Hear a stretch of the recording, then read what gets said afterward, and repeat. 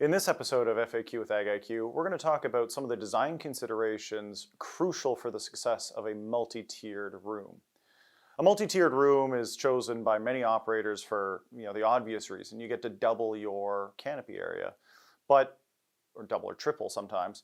But the biggest challenge with it is not just the additional load that represents, obviously a doubling of it, but much more importantly, the new challenges that you'll find in airflow distribution. We've spoken in the past about how airflow distribution and duct design is the single most important factor to ensuring that you've got a successful facility. That becomes doubly or triply more important when you multi-tier your room.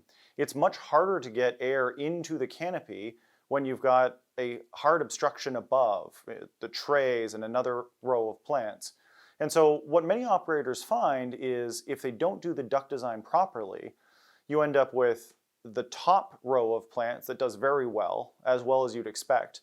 But the benefits from the lower rack or the rack below that are much less than they were expecting, and they end up, unfortunately, either bearing very little yield or harboring pests that affect the room altogether.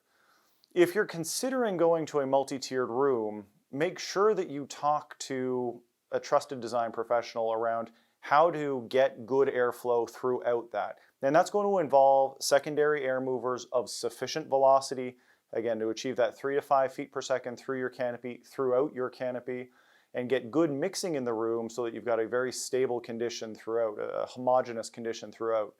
It's a difficult thing to do, but if you get it right, you can double or triple your profits.